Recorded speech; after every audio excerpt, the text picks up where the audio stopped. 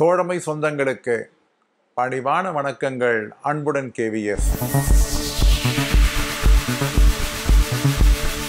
அஞ்சல் இலாக்கா 25/10/2024 அன்று ஒரு விளக்க ஆணையினை வெளியிட்டு இருக்கிறது.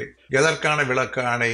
HG2 பதவிகள் நிரப்பப்படாமல் இருந்தால் அதை தற்காலிகமாக LHGயாக தகுதி இறக்கம் செய்திட முடியுமா என்பதற்கான விளக்க ஆணை. ஏன் இந்த பிரச்சனை எழுப்பப்பட்டது? குறிப்பாக RMS பிரிவிலே பணிபுரியக்கூடிய சார்ட்டிங் அசிஸ்டன்ட்கள் அங்கே கேடர் ரீஸ்ட்ரக்சரிங் என்பது இதுவரை அறிமுகப்படுத்தப்படாததால் மிக குறைந்த எண்ணிக்கையிலே LHG பதவிகள், HG2 பதவிகள் இருப்பதால் இந்த LHG பதவி உயர்வு என்பதே அவர்களுக்கு ஏறத்தாழ 25 ஆண்டு சேவைகள் முடிந்த பின்னால் தான், அல்லது சிலருக்கு 30 ஆண்டுகள் கூட வைத்துக் கொள்ளலாம். அந்த காலத்திலே தான் அவர்களுக்கு LHG பதவி உயர்வு என்பதே வருகிறது. எந்த விதமான ஒரு பயனும் இல்லாத காரணத்தினால் பலர் LHG பதவி உயர்வினை ஏற்றுக்கொள்வதில்லை, மாறாக அவைகளை நிராகரிக்கின்றார்கள். அதனால் LHG பதவியிலே 6 ஆண்டுகள் சேவை முடித்தவர்கள் இருந்தால்தான் HG2 பதவி உயர்வுக்கு தகுதி பெறுவார்கள்.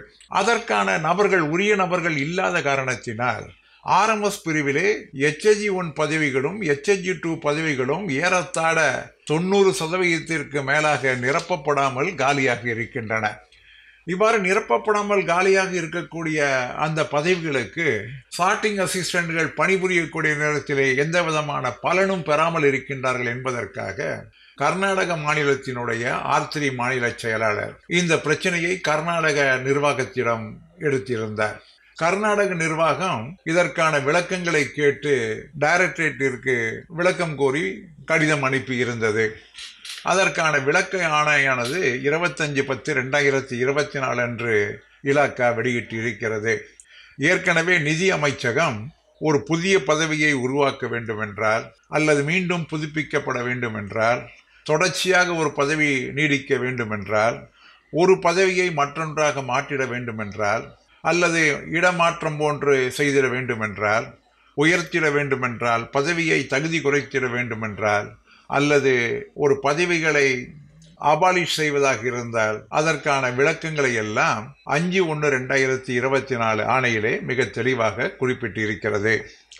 அந்த ஆணையிலே 10, 5, 8 ஆகிய அதன் கீழாக டெம்பரரி டவுன்கிரேடேஷன், அதாவது தற்காலிகமாக தகுதி குறைத்தல் என்பது அந்தந்த குரூப்புக்குள்ளாக இருந்தால்தான், அந்த பிரிவுக்குள் இருந்தால்தான் செய்திட முடியும் என்று அதிலே சொல்லப்பட்டு இருக்கிறது. HG2 என்பது குரூப் பி பதவியாக ஏற்கனவே தகுதி உயர்த்தப்பட்டு இருக்கிறது. LHG என்பது குரூப் சி பதவியாக இருக்கிறது. ஆகவே HG2 குரூப் பி பதவியை குரூப் சி பதவியாக தற்காலிகமாக தகுதி இறக்கம் செய்திட முடியாது, அது ஏற்றுக்கொள்ளப்படவில்லை என்று 25/10/2024 ஆணையிலே சொல்லியிருக்கின்றார்கள். இந்த விளக்கமானது நிறைய HG2 பதவிகள் நிரப்பப்படாமல் RMSலே தேக்க நிலையில் இருப்பதற்கு தொடர்ந்து வழிகோலுமே தவிர இதற்கான தீர்வாக இருக்க முடியாது. அல்லது one time filling of post என்பதாவது நிச்சயமாக நிர்வாகத்தால் வெளியிடப்பட வேண்டும். அதே போன்று கேடர் ரீஸ்ட்ரக்சரிங் என்பதை சார்ட்டிங் அசிஸ்டன்ட் தோழர்களுக்கு இன்று வரை அமுல்படுத்தப்படாமல் இருப்பது மிகப்பெரிய துர்பாக்கியம். இது இயற்கை நீதிக்கு முரணானதாகும்.